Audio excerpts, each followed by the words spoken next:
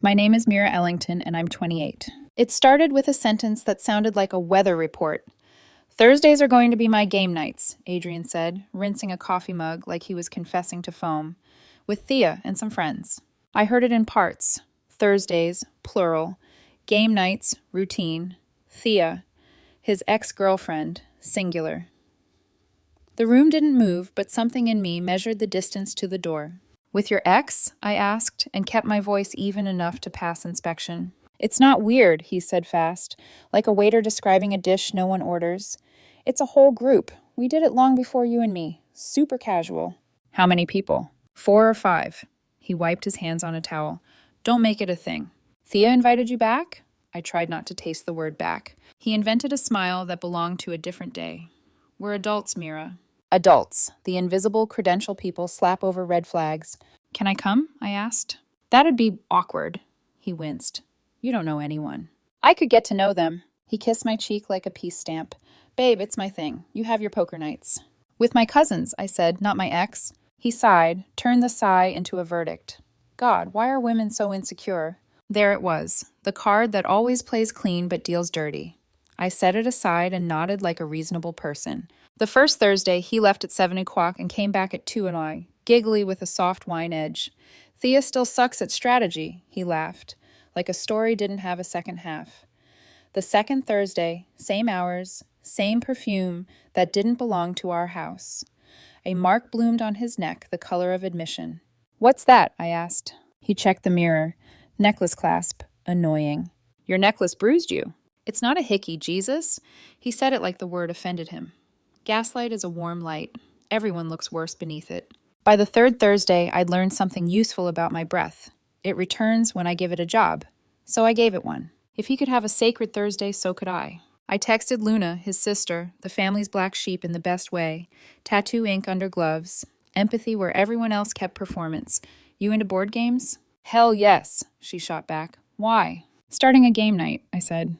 Thursday work? Isn't that when Adrian goes to that thing with Thea? She replied, unbothered. You know about that? She's been keeping him orbiting for years. Backup planet. You in? Luna added 2 friends, Marcus and Jade, to the thread before I answered. That evening, Adrian paused at the door, keys in hand. What are you up to? Having some people over, I said, casual like a clean floor. Who? Friends, Luna's coming. He froze. My sister? Why? She likes board games. Figured why not? That's weird, Mira. Don't you think that's weird? Is it weirder than game night with an ex? That's different, he said, and I watched the word try to do all the heavy lifting and break its back. Have fun, I told him, and meant only half. Luna arrived with a grin and a tote of clattering boxes. Marcus carried tacos. Jade brought laughter that didn't ask permission. We played Wingspan until the table felt like a lake. No posts, no performance, no proving, just turns and small celebrations. Adrian came home earlier than usual, 1:00 a.m., hovering in the doorway like a rumor. How was your little game night? Great, I said. Marcus is hilarious. I don't appreciate you using my sister to make a point.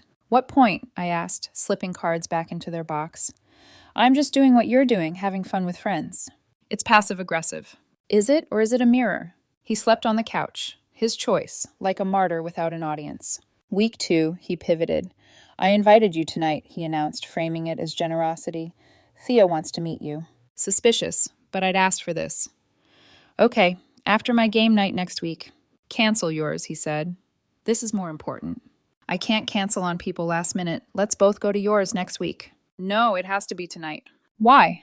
Because I'm trying to include you, he snapped, as if inclusion were a favor he could retract. I already made plans, I said. He left in a huff, performative wind. Our second Thursday was bigger. Luna showed with her roommate Piper, a photographer testing a new portrait lens. We played Ticket to Ride, built a ribbon of roots across a cardboard country, ate tacos that left warm fingerprints on the night. And in a pause between deals, Luna said, You know Adrian's tournament thing is BS, right? What do you mean? She held up her phone. Thea's story, timestamp 9:00 p.m., Thursday. 2 glasses of red, a booth too intimate for dice. Caption, strategy meeting. A laugh escaped me, unbeautiful and perfect. Strategy. Pattern, Luna said. She's been pulling it forever. He's her what if. I stacked the evidence in my head. Late hours, perfume that skipped our hall, bruises that wore necklaces as alibis. I didn't rage. I sorted. The difference is a future. Piper snapped a few candid photos, the kind that show a thing without selling it. She posted two, faces mid-laugh, cards mid-air, tagged us. Hashtag Thursday crude hashtag game night. Adrian's texts arrived like thrown pebbles. Take those down now. Why? I typed. They're just photos from game night. You know why? This is humiliating. What's humiliating about board games with friends? Everyone will think something is going on with you and Luna. That would make us just like you and Thea, I sent, then put the phone face down like a boundary. He knocked late, but I didn't answer. The kettle clicked off with a sound that felt like a gavel. If Thursdays were a religion, I had finally found mine. Not worship, just witness. And a rule as simple as gravity. If it matters to you, it can matter to me too. By the third Thursday, the air in our house had a different weight, like it had learned to hold its breath around him. Adrian was suddenly affectionate again, texting me all day, bringing flowers, touching my back in the kitchen like he was checking for a heartbeat. Classic love bombing, rebuild the trust, control the narrative. Mira, he said one evening, I've been thinking, maybe we should skip game night this week. Just us. Dinner, a movie. I looked at him, really looked. His smile didn't reach his eyes. That's sweet, I said, but I already have plans. My Thursday night, remember? He blinked, slow and calculating. You'd rather hang out with my sister than your boyfriend? You'd rather hang out with your ex than me, I said quietly. That's different. Explain how. He didn't. He just picked up his keys and left. That night, Luna came early. She'd brought her roommate Piper again, camera in hand, curiosity glowing. Testing new settings, she said. We laughed about it and played anyway. It was the kind of laughter that has nothing to prove. Piper posted a few shots to her portfolio page later that night. Warm table light, cards fanned out, faces soft and real. She tagged us all. It took less than an hour for the storm to start. Adrian, take those down right now. Me. Why? They're just photos. Adrian, you know why? Me. No, explain it. Adrian, you're humiliating me. Me. With tacos and board games? He didn't reply. By morning, I realized he'd blocked me on Instagram. So mature. When Luna texted later, it was with a screenshot. Look where his phone's been tonight. She'd noticed the little green dot on Find My Friends, Adrian's location still shared with her from some old family setting. Rosewood Hotel Bar, Thea's favorite place. I screenshotted, labeled it Evidence 1, and tucked the image into a private folder on my phone. The next evening, Adrian waltzed through the door like nothing happened. Hey, babe, rough day. Let's not fight. I wasn't fighting, I said, just playing. He eyed me carefully. Don't get clever. You'd prefer I stay dumb? His smile cracked. You're acting paranoid. Thea and I... We're at the Rosewood Hotel Bar, I interrupted. His jaw went slack. How do you... I slid the phone across the counter. The screenshot glowed between us. I told you before, I said. I pay attention. He tried to pivot, went soft, pleading. It was just a drink, old friends catching up. Old friends don't move savings into new accounts, I said. He froze, guilt leaking out of him like air from a tire. You think I don't notice when the joint account starts bleeding errors? I've been watching since May. He whispered, Mira, please. But the word please sounded like a reflex, not a regret. That night, I decided that if Adrian needed an audience for his games, I would give him one, just not the kind he wanted. The following Thursday, Luna texted, You still on for game night? I replied, Absolutely. He thinks I canceled. She sent back a string of laughing emojis. By 7, Adrian left for his tournament. He kissed my forehead like a politician on campaign trail. 10 minutes later, Luna's car pulled up. When she honked, he actually turned back toward the door, confused. He'd told her I'd canceled. He'd lied to both of us, thinking we'd never compare notes. When he drove away, I looked out the window and said softly, Let's play then. We set up the table. Piper adjusted her tripod. This time she filmed, a time-lapse of 4 hours of laughter, cards, and easy silence. She edited it fast, posted it with the caption, This is what game night actually looks like. Hashtag Thursday crew, no secrets. Within 20 minutes, my phone started vibrating across the table like a trapped insect. Adrian, take it down now. Adrian, this is insane, Adrian. You're trying to humiliate me. Adrian, Thea's really upset. I put the phone face down and poured myself another drink. Somewhere between the second laugh and the third roll of dice, the sound stopped. But not for long. At midnight, the knocking started. Sharp, angry, insistent. "Mira, open the door." Through the peephole, I saw him, Adrian, flushed and furious, Thea half a step behind him, in a cropped sweater and moral superiority. I opened the door halfway because courage tastes better in measured doses. He started with, "We need to talk about boundaries." Thea folded her arms like a referee. I smiled thinly. "Sure, let's start with yours." "You can't keep posting about our private lives," Thea said. "Our," I repeated. "Is that what we're calling it now?" "Mira," Adrian said, "just let her talk." "I've let her talk for months," I said. "Now it's your turn." Thea cut in, her voice sharp with possessive pride. "He's trying to figure things out, okay? You're suffocating him." My stomach went cold. "Figure what out?" Thea realized too late what she'd admitted. Adrian grabbed her wrist. "Thea, stop." "No, go ahead," I said, stepping back so Luna's phone camera had a clear shot from the hallway. "Say it again. What is he trying to figure out?" Silence. The kind that tells you the truth before anyone can form words. Luna's voice came from behind me, steady as steel. "Yeah, Thea, please continue." Thea's eyes flashed. "You're all insane." She turned to leave, but Adrian stood frozen, the reality finally cutting through his performance. "Mira," he said softly, "can we talk alone?" "Sure," I said, and closed the door in his face. It thudded shut with the clean finality of an ending he didn't write. By sunrise, his side of the bed was untouched, crease-free, apology-free. Adrian hadn't come home. When my phone buzzed around 8 a.m., I already knew it wouldn't be a message I wanted to see.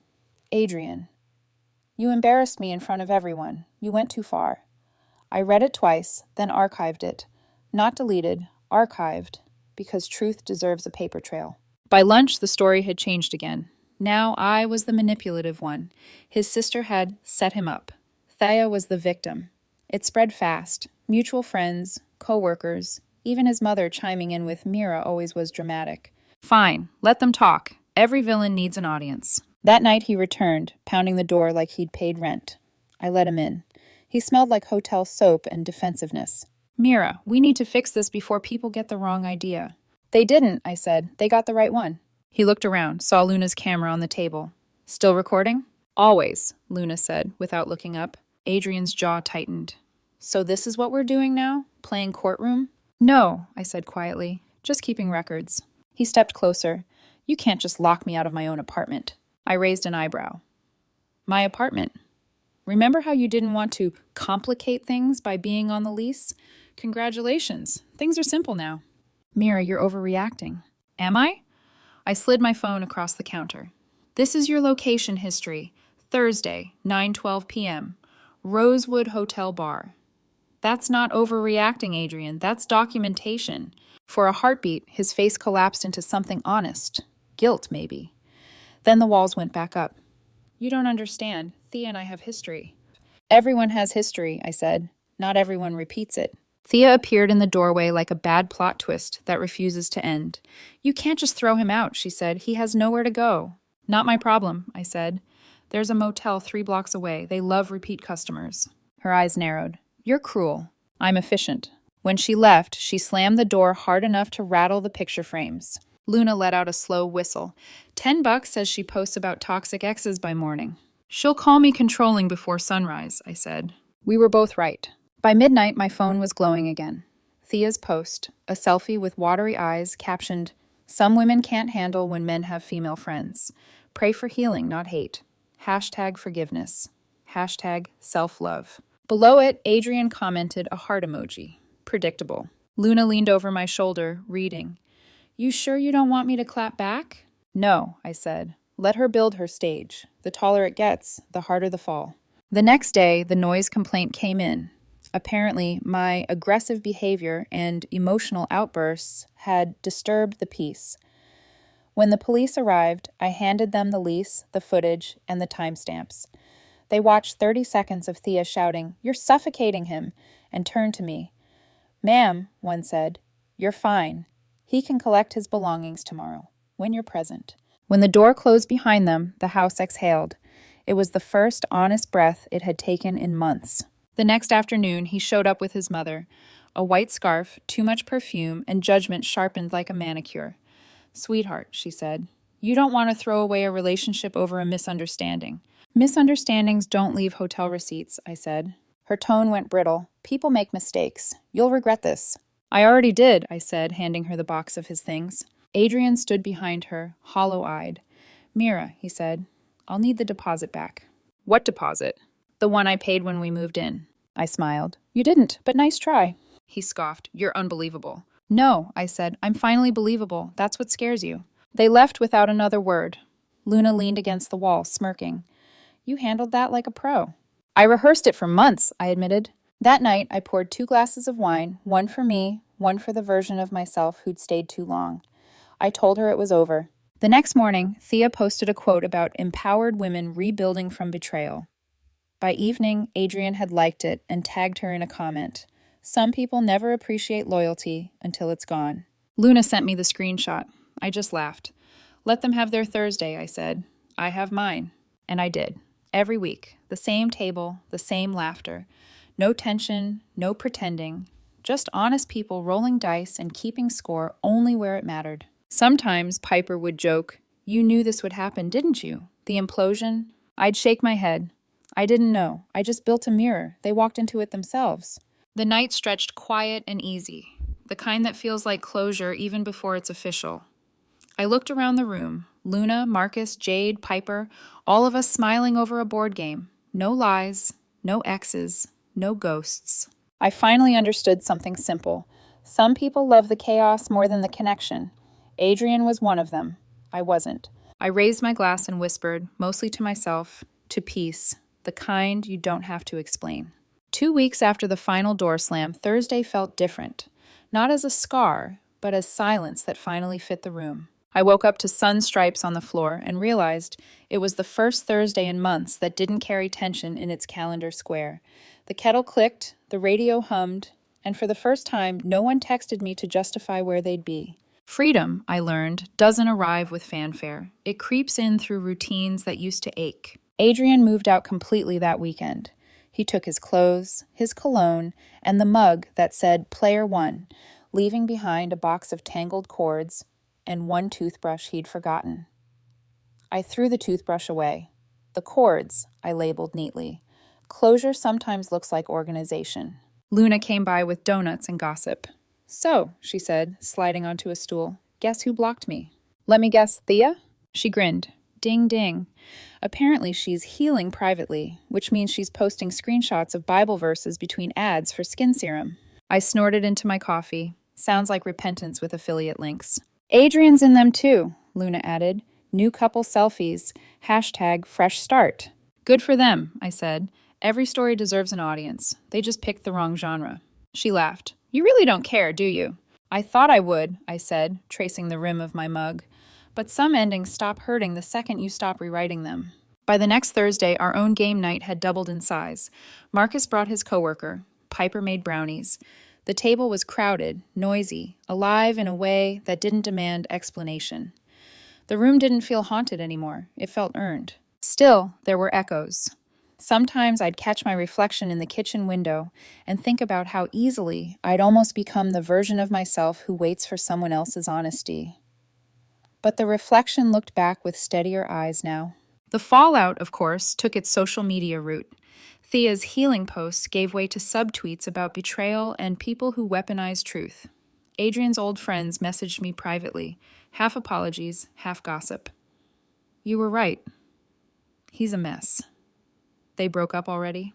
I didn't reply. You can't fix people who build houses out of lies and call it love. The real surprise came from Luna a month later. You'll like this, she said, handing me her phone. On the screen was a photo of Thea and Adrian at a cafe. The caption read, Closure lunch.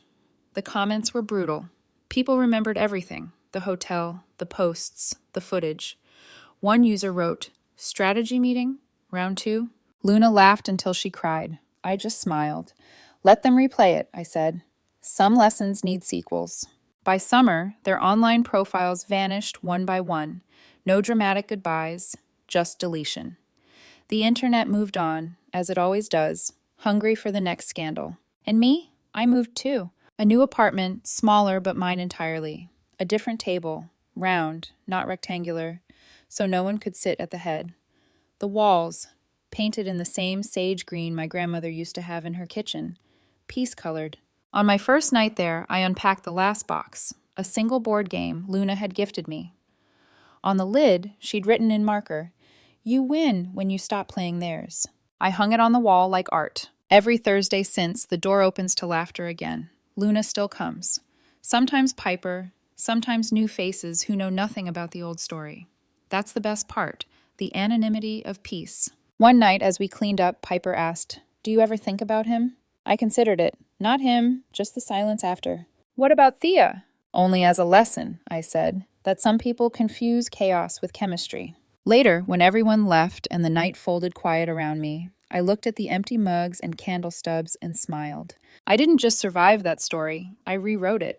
Now every time someone laughs in this apartment, every time dice roll and cards shuffle, I think, this is what healing sounds like. It's not loud, it doesn't post, it just stays.